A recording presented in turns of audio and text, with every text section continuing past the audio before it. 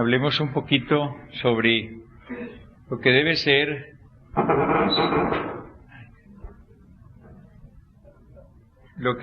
nuestra realidad en el ministerio de sanación. La palabra ministerio viene de ministro, de administrar, de servir. Cuando hablamos de ministerio de sanación nos referimos a un servicio permanente que prestamos, no a hechos aislados de orar de cuando en vez, sino de poner un carisma que se recibe del Señor al servicio de la comunidad.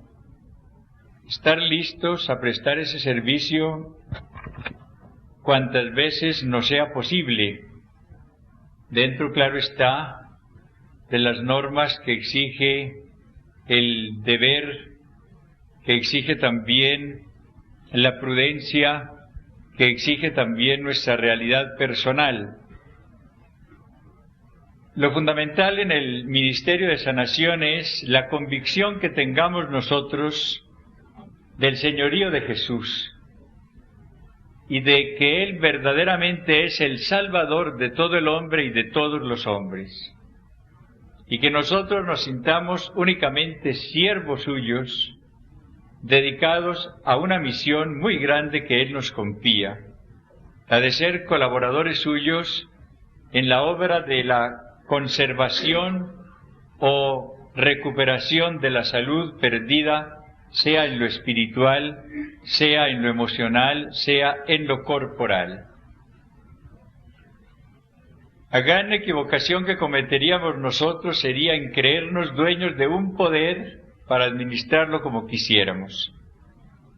El poder es del Señor, tuyo es el reino, tuyo el poder y la gloria. Nosotros somos únicamente canales a través de los cuales pasa el poder del Señor para sanar. Pero no tenemos un poder propio para sanar.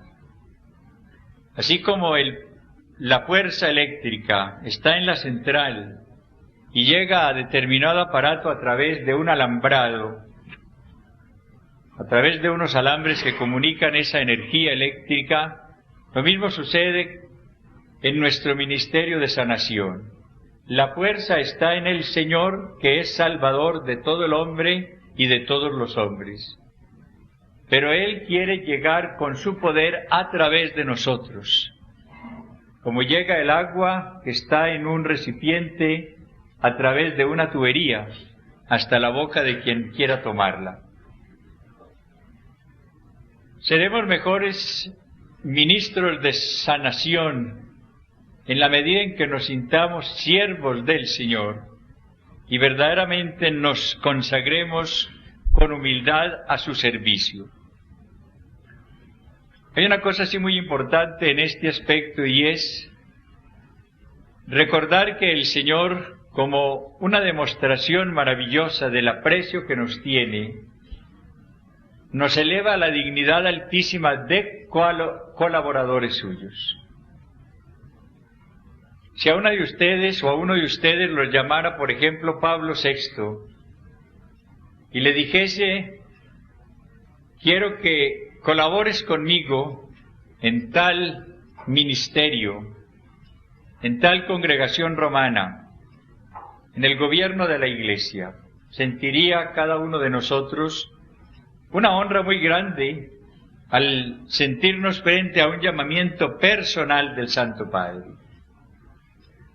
Pues eso que no se da en nosotros respecto al romano pontífice, sí se da en todos nosotros respecto al Señor.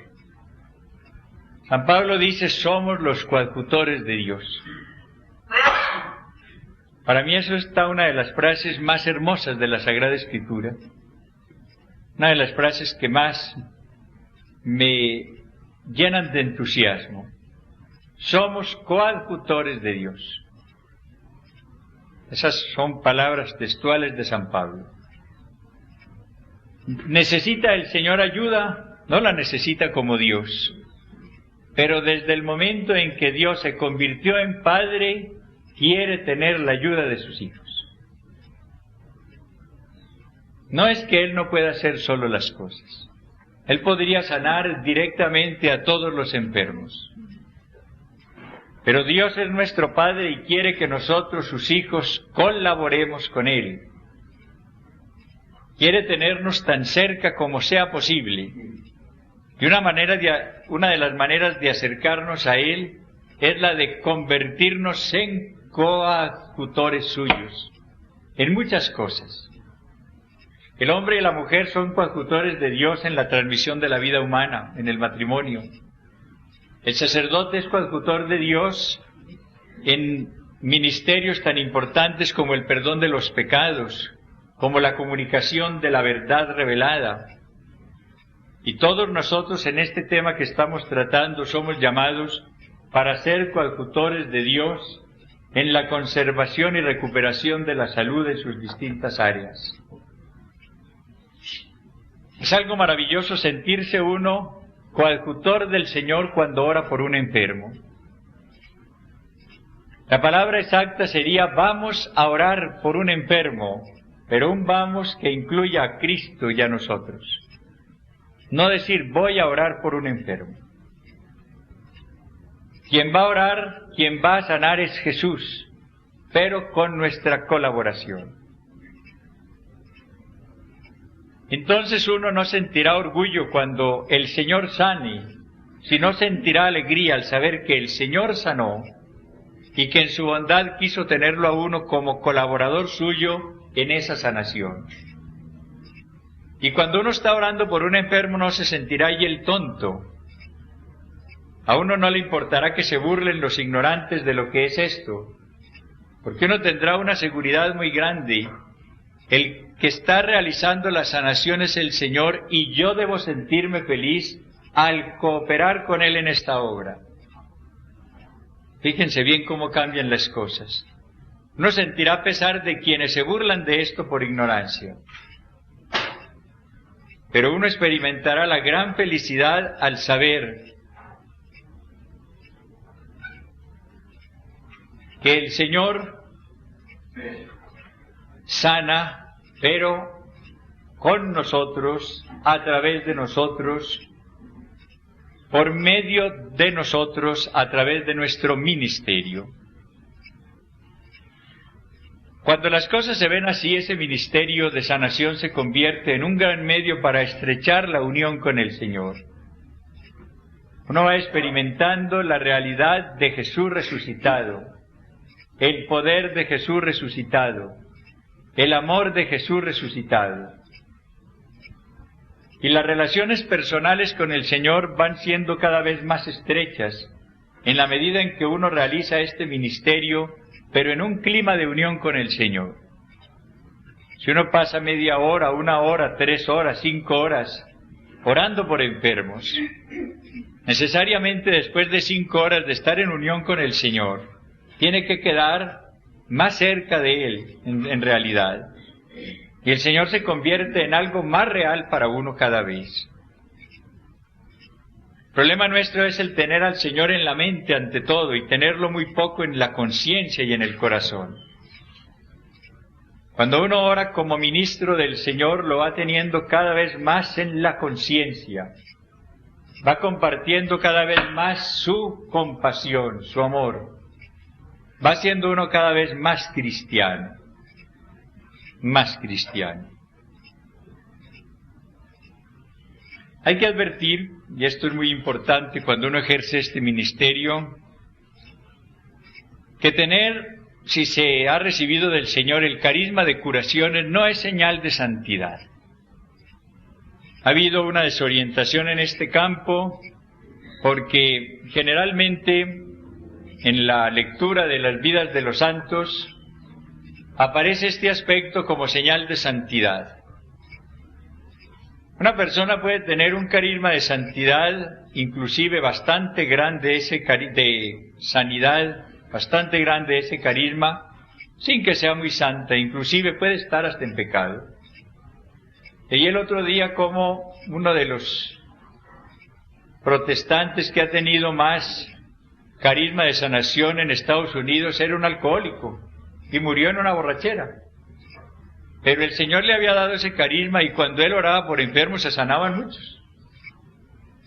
El pobre estaba dominado por el alcohol y volvía a beber pero le decían, bueno, hay un servicio tal día y él iba. Era un hombre de mucha fe, sí. Ustedes saben que Judas, pues seguramente hizo curaciones cuando el Señor los envió a los 12 a sanar, y era un hombre dominado por la avaricia. Claro que a veces a las personas santas les da el Señor, pues, carismas especiales, pero el carisma como tal no es señal de santidad, que eso quede muy claro. Gentes que no tienen determinados carismas, sobre todo este de sanación, son muy santas, pero o no han recibido ese carisma o creen que no lo han recibido y por pena o por ignorancia no lo ejercen. De modo que no se trata de una señal de santidad. Lo que sí es cierto es que la persona que reciba este carisma de sanación y se dedique a practicarlo con humildad, como decíamos esta mañana, con compasión, amor al hermano, con espíritu de fe, en un clima de unión con el Señor, se va santificando mucho con Él. Y yo estoy convencido de que es uno de los grandes medios que el Señor comunica a determinadas personas para que puedan crecer en santidad. Los carismas se dan para el crecimiento de la iglesia ante todo, pero uno es parte de esa iglesia. Y uno no queda excluido de los beneficios del carisma. Al contrario, el primero en beneficiarse es quien lo recibe si lo ejerce debidamente. Hay algo sí que hay que tener en cuenta y que también ayuda a la santificación personal, y es que el ejercicio del carisma de curaciones se presta a muchas burlas, a muchos desprecios, a muchos malos entendidos, sobre todo en medios cultos.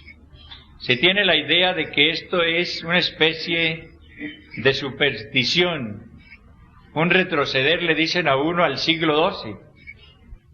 Y yo les digo que sí es un retroceder, pero no al siglo XII, sino al siglo I, al siglo del Señor. Porque lo que estamos haciendo en este ministerio es imitar a Jesús en su amor a los enfermos y colaborar con Jesús en la demostración de su amor a los enfermos. El que le tenga miedo a esas burlas, a que le digan que es esto o aquello, no se ponga en esa tarea, claro está. Porque el Señor no va a obligar a nadie a hacer las cosas. Si uno se pone a calcular si va a quedar bien o no, si esto va a ser bien visto o no por determinadas personas, pues es mejor que no se complique la vida. A nuestro Señor también le dijeron cosas duras, y la más dura fue oír que cuando él había expulsado a un demonio le decían que lo hacía en nombre de Belzebul, en el nombre del príncipe de los demonios. Qué cosa más dura. Y en la cruz que le dijeron, salvó a otros, que se salve a sí mismo. Él que curó a tantos, ¿por qué no se cura? Él que dijo que iba a destruir el templo y lo iba a edificar en 3 días, ¿por qué no se salva así? La cruz ante todo fue un momento de burla para el Señor que había sanado a tantos. El momento de la soledad y el momento de la burla. Eso fue la cruz.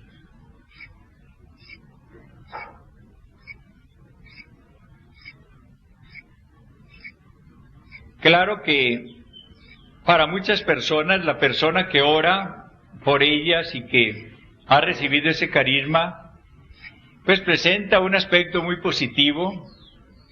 A veces le dicen que es muy santa la persona, que esto y lo demás allá. Ya hemos insistido mucho sobre cuáles deben ser los sentimientos que tengamos en esos casos. Lo importante es que nosotros nos pongamos al servicio del Señor, según dice San Pablo, como buenos administradores de la gracia que hemos recibido. Esa debe ser nuestra conducta, sin importarnos la burla si hay, ni dejarnos sugestionar por la alabanza si se presenta. Y repetir lo que hemos citado: somos siervos inútiles, hicimos lo que debíamos hacer, que es lo que nos dice el Señor que digamos. Esa es nuestra posición respecto al Señor, y sentirnos muy contentos con Él. Bendecirlo cuando Él sane a través de nosotros, bendecirlo cuando Él dé alegría a través de nosotros, pedirle perdón cuando Él sea ofendido por nosotros o a través de nosotros. No nos pongamos tampoco en la tarea de ver cómo se prueban las cosas. Yo recuerdo cuando vino Ruibal a visitarme, él vino con unos periodistas y el empeño era que ellos comprobaran que sí estaba realizando el Señor curaciones a través de él. Era como una obsesión del pobre Ruibal. Esa es una pérdida de tiempo grandísima. Yo les he dicho mucho a ustedes que para el que no cree no hay argumento que valga, y para el que cree no se necesitan argumentos. De modo que es una pérdida de tiempo, que a ver cómo me pongo a probar que esta curación fue milagrosa, extraordinaria. Si es una persona que no cree en estas cosas es inútil, buscará 50.000 explicaciones humanas para negar la acción del Señor. Y si la persona cree, no hay necesidad de darle muchos argumentos. Esas personas abiertas a la acción del Señor la van viendo con una gran naturalidad. Ahora hemos insistido mucho, y con eso voy a terminar tal vez ahora, que cuando hablamos de curaciones hechas en la oración no estamos hablando de milagros. El milagro puede darse, pero es escasísimo. Es de una respuesta del Señor a la oración y confianza de sus hijos, pero esa respuesta no tiene que ser milagrosa. Él cura a través de la naturaleza, avivando la fe de las personas, sanándolas interiormente, haciendo que consigan tal o cual remedio, en fin, por el medio que Él quiera, obrando Él directamente, pero sin necesidad de que sea una intervención milagrosa. Porque allí está la otra equivocación. Creer que cuando hay una sanación como fruto de la oración se trata de un milagro. Fíjense en este dato tan interesante. En Lourdes tienen una oficina de curaciones dirigida por grandes médicos para constatar las sanaciones que se producen allá. En 120 años apenas han admitido, según las normas de la Iglesia, 60 como milagrosas. En 120 años. Y en los últimos 4 años anteriores al 75 no hubo una sola comprobada como milagrosa. Y se dan maravillas allá todos los días. Entonces no hay que estar pensando que tal o cual es milagrosa. Eso no nos debe importar a nosotros, sino saber si hubo respuesta del Señor a la fe de las personas o no. Eso es lo que verdaderamente debe interesarnos. Finalmente, la mayor o menor eficacia de la oración de sanación depende de varios factores. Primero que todo, de la voluntad del Señor, que sabe qué es lo que más le conviene a determinada persona. Esta mañana decía que puede ser que en el plan de Dios una curación no le convenga a una persona, y entonces no se la da porque al Señor le interesa más su bien espiritual, en algunos casos. Puede depender también la mayor o menor eficacia de la fe, tanto del que ora como la fe del enfermo y la fe de los que lo rodean, como ya lo vimos esta mañana. La fe tiene un valor enorme en el ministerio de sanación. El Señor con frecuencia preguntaba, ¿crees que puedo curarte? Y cuando oía el sí creo, Señor, o creo, ayuda a mi incredulidad, el Señor entonces respondía, y suyas son esas palabras, que se haga conforme a vuestra fe. No es el único requisito, pero es uno de los más importantes. Las curaciones no dependen solamente del grado de fe, pero en mucha parte dependen del grado de fe. El mayor o menor éxito, buen éxito del ministerio de sanación depende también del grado de unión que tengamos con el Señor, que quiere usarnos como instrumentos suyos, instrumentos libres, instrumentos capaces de amar.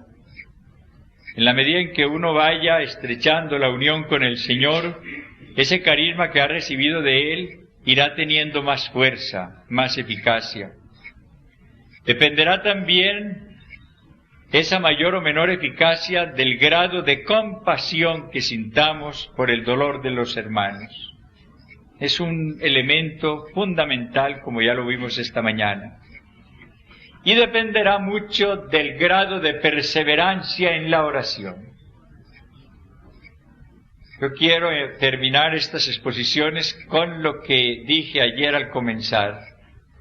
Tenemos que hacernos a una idea muy clara de que generalmente el plan del Señor es realizar la curación interior y física a través de un proceso. La persona va recuperando progresivamente la salud. Puede darse sanación instantánea completa, pero cuando se trata de enfermedades graves, de enfermedades crónicas, el plan ordinario del Señor es conceder progresivamente la salud. Y para esto se requiere entonces perseverancia en la oración. Si yo me limito a orar una vez, no veo mejoría y digo no vuelva porque el plan de Dios no es su salud, pues me voy a engañar y voy a engañar a otro. Recuerden el caso de Naamán el sirio, el general, cómo por orden del profeta tuvo que bañarse 7 veces en el río Jordán. Con una habría bastado, porque era el Señor el que lo iba a curar nada menos que de una lepra. Y un baño no es el remedio para una lepra. La obra allí fue milagrosa del Señor, pero el profeta le exigió que fuera 7 veces. Hay que perseverar, el Señor nos habla de perseverar en la oración, de instar, y eso es lo que nos falta muchas veces. Y el último requisito es perdonar las ofensas recibidas. Quien no perdona es inútil que ore. Y renunciar si ha ido a buscar hechiceros, si lleva talismanes, si ha ido a sesiones de espiritismo, si está poniendo la confianza en poderes magnéticos de Regina 11 y tonterías por el estilo. Nada perjudica tanto la obra del ministerio de sanación en una persona como estar creyendo en esos poderes que no son los del Señor. Si el equipo es estable, todavía mejor, porque ese equipo, claro, se reunirá para estudiar los casos, para confrontar experiencias, irá aprendiendo como equipo, y claro que tendrá como equipo un discernimiento más claro en determinados momentos. En esto la experiencia ayuda mucho. Pero si el equipo no puede ser permanente, entonces habrá que acudir, si se puede, a un equipo transitorio. Pero el ideal es el permanente, no solamente por la eficacia que puede tener en el momento de orar, sino por la manera como se pueden enriquecer a través de la experiencia compartida después del ministerio de sanación. No, es decir, el factor tiempo es muy importante. Yo creo que hay que insistir mucho lo que llaman los americanos el elemento tiempo. No es lo mismo orar 5 minutos que orar 50 minutos. Si la persona puede orar largo, ore largo por ella. Lo que pasa es que no se dispone pues siempre de un tiempo largo. Porque uno lo ve, por ejemplo, en las enfermedades externas. Pongamos el caso de una deformación de una mano o de un pie. Ustedes han visto cuando hemos practicado, a hermana le tocó esta semana ya con esta niña de la panadería, estuvimos orando, es una hora larga, ¿no? Más de la hora, y la mejoría de ese pie, pues fue progresiva a medida que perseveramos en la oración. Es un pie deforme de nacimiento. Cuando ella llegó, pues apenas se podía apoyar en los dedos. Y lo muestra es el tenis que llevaba, cómo estaba desgastado en la punta, porque allí se apoyaba. A medida que fuimos orando, se fue configurando el pie, se fue alargando, se fue formando el talón, corriendo el talón, y cuando salió ya apoyaba así. Yo no sé, sus 4 centímetros o cuánto habría. Bastante, porque ya no tenía talón. Ya nos mostraba y le iba diciendo a Monseñor, pero es que tanto va mejorando. Y dijo este talón, eso yo no tenía talón, esto me pegaba aquí contra esta parte de atrás. Y bueno, el Señor dice que tenemos que seguir orando. Entonces ella mejoró bastante en hora larga de oración, pero falta mucho. Entonces si se sigue orando por ella, no sé si volverían a orar, entonces irá mejorando. Entra pues el factor tiempo. Eso lo ve uno en las cosas que puede comprobar externamente. Caso, por ejemplo, de Anita, que hay unas cosas instantáneas en eso, como el de esta señora Laurita, eso. Aura. O sea, tenía un problema de una mala compostura, ella casi no podía tenerse en pie por el dolor. Esa persona con 4 o 3 minutos de oración quedó curada del todo hasta el día de hoy. Pero, por ejemplo, esta niña Anita, que tenía también un pie muy deforme, Anita no sé qué, esa se fue orando varias veces. A medida que se perseveraba, fue mejorando hasta que quedó buena. Entonces yo creo que interiormente tiene que ser lo mismo. Si yo estoy orando, por ejemplo, por un cáncer, para que el Señor lo sane, pues no va a ser lo mismo orar 5 minutos que 1 hora. Lo que pasa es que en las cosas internas uno acaba más ligero porque no sabe qué está pasando, ¿no? Tanto que en lo externo pues se va viendo más o menos y uno se orienta. Pero yo qué voy a saber si se están quemando células cancerosas o no. Entonces uno al ratico pues ya deja. Ojalá no dejara tan ligero. Pero es más difícil orientarse en el campo ese que interno, cuando no se ve nada, ¿no? Sí, yo le quiero preguntarle la forma de sanación con religión, si usted ve relaciones por allá, los odios o cuestiones por allá de años pasados, y que ya se están descansando en la paz del Señor. Pues sanación para los que están aquí todavía, que son sujetos de sanación. El muerto no es ya sujeto de sanación, sino de descanso eterno si está en el purgatorio. Entonces ahí la súplica es para que el Señor pues lo libere de esas penas y lo lleve a descansar, como decimos. Pero ya uno no puede pedir sanación de él porque ya no está en etapa de camino, como llamamos. Él ya está en el término. Lo único es implorar para que pueda salir más pronto del purgatorio. Uno puede ayudarle, pues, en eso sí ya entra el misterio, cómo puede uno ayudarle. Yo sí creo que perdonándole uno, si fue ofendido por él, pues le ayudará. Pues puede ser uno de los medios. Ahora, eso sí, las personas que han quedado enfermas por lo que ese difunto les hizo, sí son el sujeto de sanación. Pero al muerto ya, pues, encomendarlo al Señor las oraciones, pero él ya está en purificación. Lo que se le puede es ayudar con sufragios para que esa purgación sea más rápida. La oración que se hace en ese caso es para que el trauma que quedó en esta persona enferma, un trauma del pasado, quede sanado. Pero es que la persona cuando muere ya queda juzgada, ya no está en estado de camino, como llamamos, sino de término. Del lado del que caiga el árbol, allí permanecerá, ya o se salvó, se condenó, está en el purgatorio, pero purificándose de unos restos que tiene del pecado, de sus consecuencias, y ya no es objeto de sanación, sino de purificación. Es una cosa distinta, ¿no? Señor, respecto a lo que usted dijo esta mañana, pues que así lo cierto, pues en el juicio, como por ejemplo uno que puede hacer con un muro, pues... A ese sí es de perseverancia, a ver si el Señor sana lo que esté enfermo. Generalmente es una cuestión cerebral. Pero ahí le puede uno pues, como hacer nada más que pues...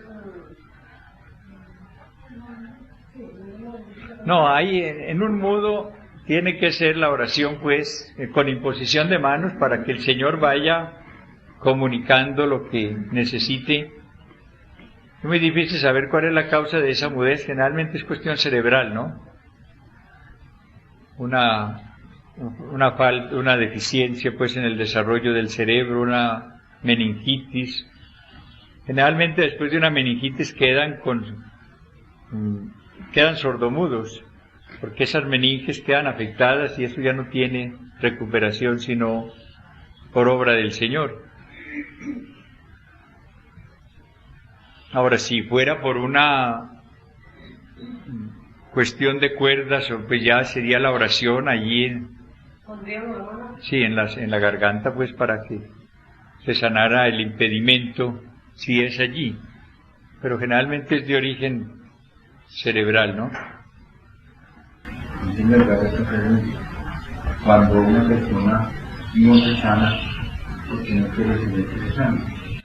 No, es que acabo de decir que hay muchas causas. Yo acabo de decir que puede ser o porque el Señor no quiere, pero es muy escaso.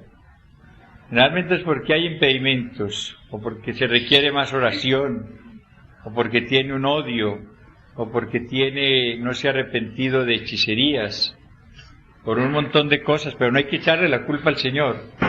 El plan del Señor en general es que se sane la persona, pero lo dije esta mañana y lo he dicho 2 veces, que a veces el Señor no quiere la sanación porque sabe que no le conviene a la persona. Pero una cosa es la excepción y otra cosa es la regla, ¿no? Es que al Señor le echamos la culpa de todo. Por ejemplo, la persona se enferma y dice, esa es la voluntad de Dios. Pues no es la voluntad de Dios. Pero claro que si es un bebedor y se enferma del hígado, ¿por qué se enfermó? ¿Por voluntad de Dios? No, por sinvergüenza. Es un fumador y se enferma después y le echa la culpa acá, ay, que la voluntad de mi Dios. La voluntad de mi Dios era que estuviera aliviada. Es la consecuencia de ese abuso del cigarrillo. La señora está trabajando en la cocina y plum, sale sin cuidarse a una corriente y queda torcida, o con una neuralgia. La voluntad de Dios, ¿qué cuento de la voluntad de Dios? Usted que no guardó una norma elemental de higiene, pone a trabajar con una plancha y después va y se moja y le da una artritis. ¡Ay, que la voluntad de mi Dios! No, la imprudencia es suya. Es lo que pasa cada rato. Por eso hay que insistir mucho en la higiene, en la prudencia, en el uso de la razón, porque somos seres racionales. Sí, hermano. En el caso de que se acusa de que hay muchos enfermos para poner las manos, siempre es necesario que demore mucho las manos encima de los enfermos para poder obtener la sanación. No, en primer lugar lo que les dije, no imponer las manos sino cuando la gente sepa de qué se trata, lo primero. Que el resto se puede hacer mal en lugar de bien. Cuando hay mucha gente y sabe de qué se trata, la imposición de manos tiene que ser corta, porque si no, ¿cómo se hace? Pero claro que el efecto no es el mismo. Puede ser que el Señor cure por la fe, sobre todo de la persona que enferma, o también de la que ora. Pero uno tiene que acomodarse a las circunstancias.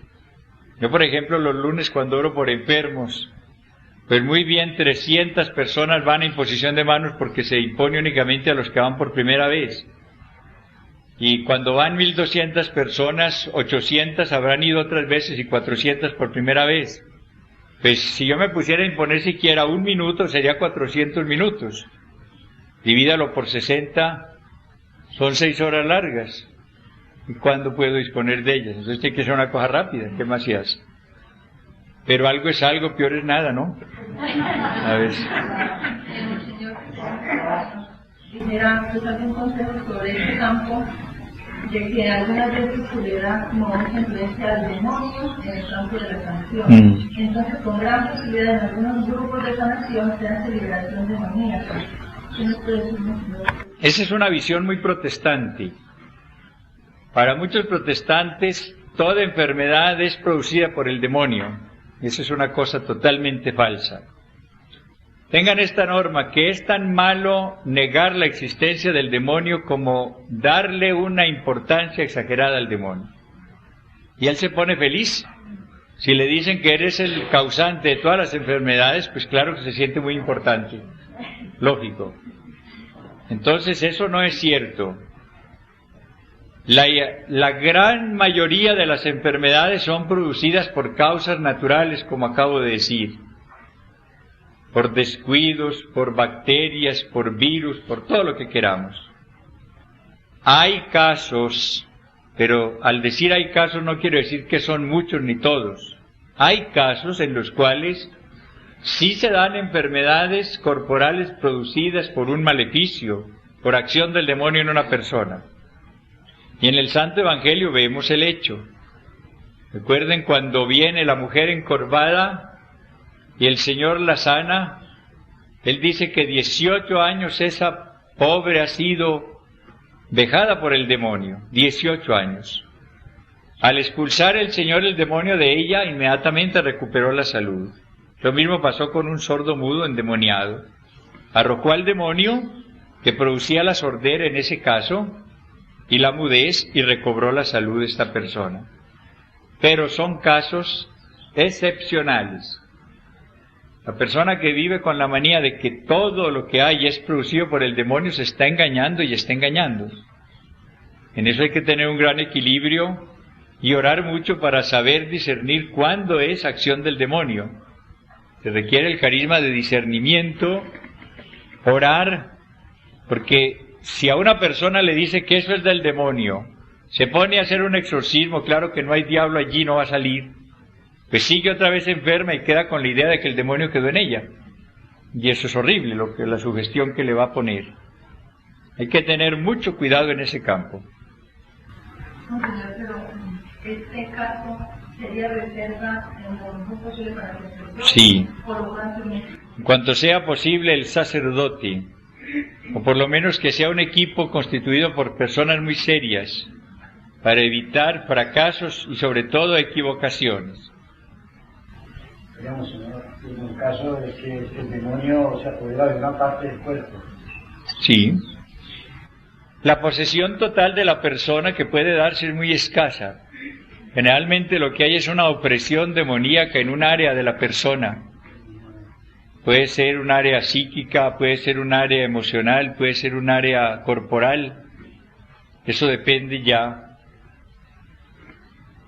Generalmente se trata únicamente de opresión, o sea, acción del demonio sobre un área de la persona, pero no sobre toda la persona. Conozco un caso de un niño de 10... Más durito, hermano. Un niño que tiene 10 años. Y pues los médicos no le han acertado nada. La mamá dice que cada vez que ella conversa con las vecinas o con alguien que le preguntan por el niño, esa noche el niño no deja dormir. Él se encarama al techo, él se sube por los tejados, él pasa a la casa vecina, se come la carne cruda, se come lo que tenga. ¿Y es de Sansón? Es de Sansón, como Pues no, es decir, habría que verlo, pero sí sería muy interesante en una ida que me lo lleven para orar a ver de qué se trata. Decir así a primera vista de qué se trata es muy difícil. Pero puede darse el caso de una acción demoníaca en él. Porque la opresión demoníaca no es castigo de pecado siempre. Puede ser castigo, pero muchas veces se da en niños inocentes. Es el problema del mal, que uno no lo puede descifrar, un misterio. En el Evangelio ustedes encuentran 2 casos de niños poseídos por el demonio. Ese jovencito que es llevado por el padre, atormentado de tal manera por el demonio que no fueron capaces de liberarlo los discípulos, y el caso de la hija de la cananea, era otra niña y sin embargo estaba poseída, y malamente dice el Evangelio por un espíritu, de modo que muy bien puede darse el caso, pero no, habría que, en una ida ojalá me pongan en contacto con estas personas a ver si les puedo ayudar. Bueno, por ejemplo, yo está haciendo una oración de sanación y bueno, dado el discernimiento se descubre que hay un maleficio o algo. ¿En qué consejo nos da respecto a la persona que está haciendo la sanación y a la que está siendo sanado? Porque hay personas que se traumatizan por el discurso que tienen liberado. Sí, no, hay que tener eso un gran cuidado, una gran prudencia. No debe orar por liberación de maleficio o lo que sea cuando la persona le plantea a uno qué es lo que sucede generalmente. O llega a ella a la conclusión. Por ejemplo, cuando una persona me plantea una situación que me da duda de que sea eso, pues le pregunto, Si ha tenido un enemigo, empiezo por ahí con esa pregunta, ¿usted tenía una persona enemiga? Ah, que yo sí. ¿Usted teme que le hayan hecho mal? No, pues que es que yo no creo en eso. Entonces ya uno le dice, mire, yo no sé qué puede haber en usted, pero lo cierto del caso es que sí se dan estos hechos de maleficios. Entonces ya una conversación al final de la cual la persona pida esa oración y la acepte. Si uno llega a plum a orar con un exorcismo, pero lo que hace es asustarla y traumatizarla. Pero muchas veces la gente viene ahora, cuando sabe que uno ora también por estas cosas, viene a pedirle que ore para la liberación porque cree que tiene un maleficio. Y no crean que esto es de gente ignorante nomás. El miércoles vinieron 2 de Cartagena, personas muy ricas, tienen una gran fábrica allá, los 2 esposos, a que se orara por la liberación de un maleficio, que sí se lo habían hecho al esposo una mujer que quería dañarle su hogar. Y uno encuentra profesionales y gente rica que te ha padecido maleficio también, porque uno estaba con la idea de que esto era para los ignorantes nomás, o para los sencillos. Hay maleficios en toda clase de personas. Yo recuerdo, excúsenme, el año pasado una señora muy bien de Medellín, esposa de un profesional. Ella fue porque llevaba 12 años en un tratamiento psiquiátrico sin ninguna mejoría, y el médico ya estaba totalmente desanimado. Y ella fue, pero no para que orara por maleficios, sino para que orara por ella. Y claro, me puse a conversar con ella, a ver si encontraba alguna causa.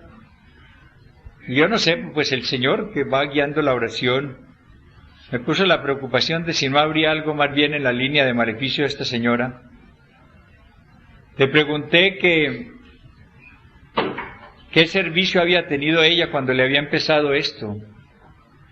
Yo le dije, ¿usted tuvo alguna persona dudosa? Y me dijo, pues sí. Y yo le dije, ¿de tal parte? No digo de dónde. Se asustó y me dijo, sí.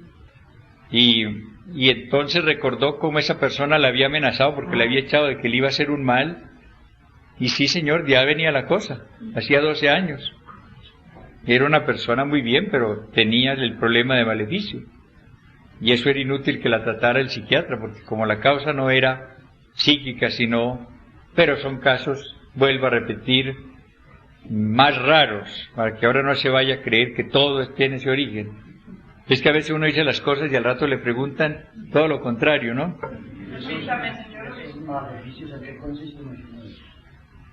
En un mal que le hace una persona a otra bajo la fuerza del demonio, ¿no? Pueden tener muchas manifestaciones, o anímicas, o corporales, o lo que sea. Eso, cada caso es... Ella no notó que levantarse de la cama. Y va al médico y la revista la encuentra completamente sana. Hay días que se produce que no come, que no se deja bañar, que no se deja hacer, que implica la hija y las nietas son los que la lideran. Y el Señor dice que buscó un hechicero para que ella curara el cero de los beneficios. Y ella dice que sí, pues que ella conoce la señora que le dijo hermana, que era una señora que le quería el esposo y eso sí, pero ella no se atrasa. Eso ahí que sinceros no de la cura, ni los médicos no. La han llevado hasta un psiquiatra médico y no la han encontrado nada. Bueno, pues pues se podría hacer que ella verdaderamente renunciara a la ayuda de hechiceros, a todo lo que es hechicería, y pidiera oraciones, hiciera entonces exorcismo por ella, pidiéndolo ella. Pero eso no se cura con súplicas, un maleficio no se va a curar rogando por la persona. Tiene que darse una orden en el nombre del Señor. En una ida del padre Alberto, en una ida de... Pueden estudiar el caso, ¿no? Sí, yo, en una ida mía también pueden decirme si hay algún problema. Por ejemplo, para hacer una diferencia, que a veces una persona puede sufrir un trauma, por ejemplo, en cuestión sexual. Entonces puede que le vuelva una idea fija y hay veces que otro ser pues de la mente Y pues yo hoy en estos días, es que por ejemplo casi siempre sabía que hacer era como liberación, que porque era contravenir, en cambio. No. Sí, es el problema de saber discernir cuál es la causa. Un efecto puede tener causas muy diferentes. Por ejemplo, una depresión puede tener como origen cuestión demoníaca muy raras, pero puede darse. Puede ser cuestión psíquica por traumas que ha tenido de distinta índole. Puede ser de origen somático, falta de la debida cantidad de serotonina en el cerebro. Entonces son tres causas distintas de un mismo efecto, depresión. Entonces, de acuerdo con la causa habrá que hacer tratamiento. Y la liberación como exorcismo no es sino en caso de que haya verdadera opresión demoníaca. Las obsesiones no son demoníacas, puede haber alguna, pero generalmente allí lo que hay que orar es por la sanación del trauma de esa persona, orar por la pacificación de esa persona, pero no es cuestión de exorcismo, sino muy rara vez. Es que hay una manía de buscar cuestión demoníaca en todo esto. Es una equivocación muy grande. Cuidado con eso, por Dios.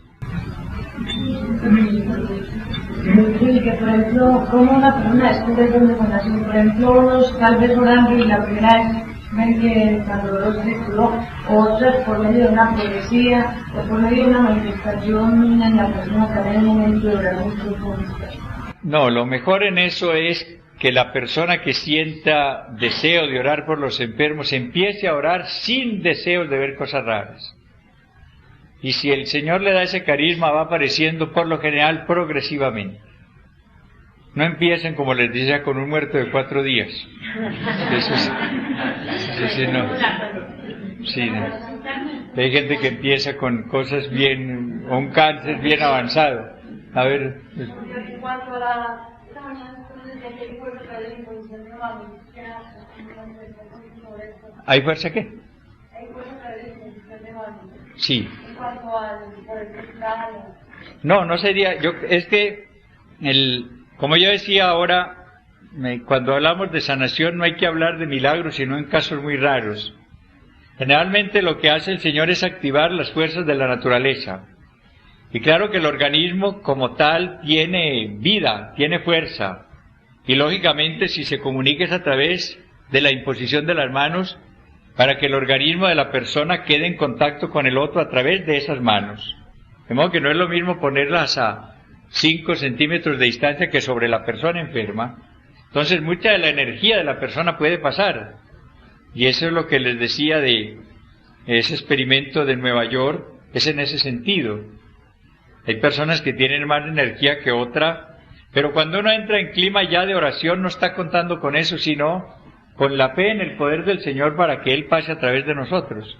Pero muchas veces ya aprendí que un enfermo lo va a probar a los enfermos.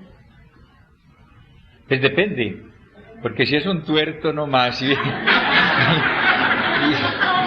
va a orar por un cáncer, o es un cojo y va a orar por un sordo.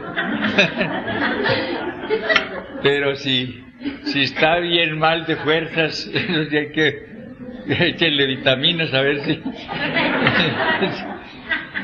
Eso depende, ¿no? Sí. Con respecto a la imposición de manos, hay muchos que dicen que hay fuerzas negativas que pueden causarles. Eso ya es el enredo del poder mental y cosas de esas. Que está empezando en unas bobadas, no se ponga en esto. Uno no tiene más aquí que es la fe en el poder y en el amor del Señor. Uno no está pensando en nada. Lo único negativo que hay es la falta de fe, la falta de perdón. Si una persona está llena de odio, ¿qué más negativo que eso, por Dios? Pero ya es la palabra de Dios la que nos dice que no va a recibir. Él dice que primero perdonemos de corazón al hermano. Monseñor, y yo creo que eso, en realidad la fe, porque en la imposición de manos, en el bautismo en el Espíritu, unas sienten cosas extraordinarias, otras sí, otras no. Y hoy, por ejemplo, en la imposición de manos, una de las compañeras no había sentido así como ninguna impresión en los 2 días. Y hoy sí ya sintió y dice que cuando le pusieron las manos y yo no creo que esa pueda ser idea. Pero cuando le pusieron las manos, ella estaba pidiendo mucho la sanación de la garganta para poder cantar, porque sufre de las amígdalas, además sufre de otras partes de artritis o no sé qué otras enfermedades. Y ella, cuando le estaban imponiendo las manos, estaba la fe de ella en la imposición de las manos, la acción del Espíritu Santo, porque ella dice que sintió un corrientazo que hasta ratito estaba sintiendo las manos como encalambradas. Sí. La imposición de manos, como decíamos, tienen varios fines en la Sagrada Escritura. Y actualmente lo mismo. Puede ser elemento sacramental esencial, como por ejemplo la imposición de manos del obispo para la ordenación sacerdotal. Es un elemento esencial. Puede servir en los sacramentos, pero sin ser elemento esencial. Por ejemplo, ahora el nuevo rito pues tiene que en general el sacerdote imponga las manos en la unción de enfermos. Esa imposición no es rito esencial del sacramento, pero lo recomienda. Puede servir para pedir la efusión del Espíritu, no que sea el elemento, pero a través de ese encuentro de hermanos con la persona que está orando, se aviva la fe tanto de ellos como de la persona que está orando, y eso hace que se experimente a veces más intensamente la acción del Espíritu Santo. Y puede ser también el elemento para la sanación, tanto interior como física, de que hemos hablado. De modo que tiene varios fines y es muy importante, pero cuando se conoce cuál es la razón de ser y la persona por quien se va a orar sepa de qué se trata. Pero sirve tanto para orar por la efusión del Espíritu como para orar por la salud interior o física de la persona. Pues señor, otra cosita que yo decir otra cosa distinta a lo que estamos tratando. Pues señor, yo quisiera preguntarle, igual hay un niñito que tiene por ahí, no sé, a 13 años, y el niño no camina, pero hay algo que le impide para hacer la oración, que los padres no son casados. Yo he sentido como la necesidad de orar por ese niñito. Creo que ese niñito es una oración camino. Es que el que los padres vivan mal no va a ser impedimento, porque ese niño no tiene la culpa de esto. Claro que si ellos pues vivieran bien sería mejor, pero eso no va a ser impedimento, que la sanación no es para los hijos legítimos nomás, es para todos los hijos de Dios. Ese niñito no tiene ninguna culpa, orar por él con mucha fe, y seguramente se irá mejorando si ese es el plan del Señor. Pero no hay que... No, magnífico. Si eso no se ponga a guardar aquí, arreglen la vida. Bro. Sí. Pues señor, yo le hago una preguntita. ¿Qué hace uno en un caso que, por ejemplo, que lo llamen a uno a una casa, pues, y que llegue pues como sanado el enfermo, y todos los familiares piden, el esposo, los hijos y los hermanos piden, y cuando uno va a poner las manos al enfermo o le pega a uno, se va de cuida, y uno siente que le quita las manos y que se va de cuida, pero algo como que lo lleva uno detrás de la persona, y uno que coge las manos y las manos se tiran para allá con de la persona, y la persona cuida que puede ir o como no sabría, puede ser ignorancia, puede ser nerviosismo de la persona, puede ser alguna falla psíquica, puede haber una cuestión diabólica, muy difícil de saber.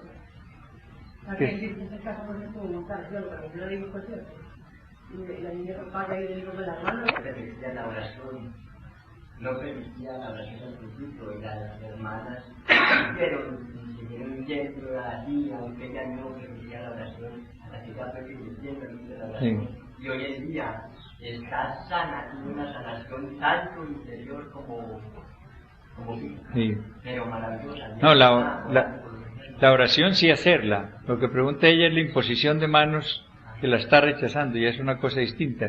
No hacer por ahora imposición de manos, sino empezar a orar para que el Señor vaya preparando el terreno, y más tarde, si ya se puede, se ora con imposición de manos. Siempre es bueno, tomarle para decirle a la persona si quiere que se le impongan las manos. Sí, es lo que he dicho varias veces hoy, que no hacerlo sin que la persona sepa de qué se trata y lo pida o lo admita por lo menos. No, señor, yo le iba a preguntar, en caso ahora que ahora que el Espíritu Santo le está dando casi a todos el don de lenguas, para orar en lenguas en los grupos de oración, ¿se debe o no se debe? Los dirigentes de grupos de oración. Depende también del grupo, de la madurez que hay en el grupo.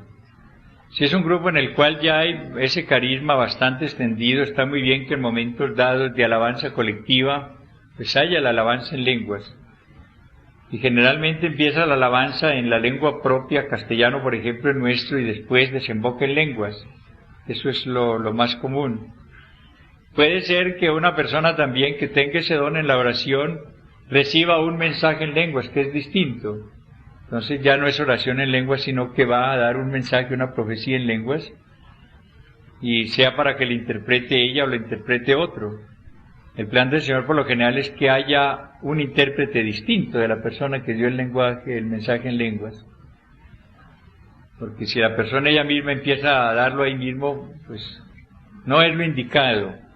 Puede ser que la persona reciba los dos, mensaje en lenguas y discernimiento, pero lo más común es que una persona recibe el mensaje en lenguas y otra tenga el discernimiento, o la interpretación mejor, que es como se llama.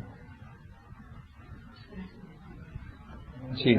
Este carisma especial como lo que el Padre Santo, que iba iniciando las curaciones que estaban realizando. Eso es lo que se llama palabra de ciencia. Es un conocimiento da sobre un hecho que da el Señor en un caso dado. Ese es que en los carismas usted encuentra, en lo solo de San Pablo hay enumerados 9 distintos, y hay uno que se llama palabra de ciencia, otro palabra de sabiduría, otro curaciones. Aquí lo que el Padre tiene es el carisma de curaciones acompañado a veces del carisma de palabra de ciencia, que es una comunicación del Señor de lo que el Señor está haciendo, no lo que está haciendo el Padre Tardío. El Padre Tardío no estaba imponiendo manos siquiera. Allí era una fe colectiva la que estaba haciendo tan intensa la acción del Señor, y el Padre iba conociendo la acción del Señor. En esos momentos, la gran cantidad de beneficios que se dan, manifestaciones de sanidad, es ante todo por el ambiente de fe que se crea en la comunidad, que hace que la acción del Señor sea más activa.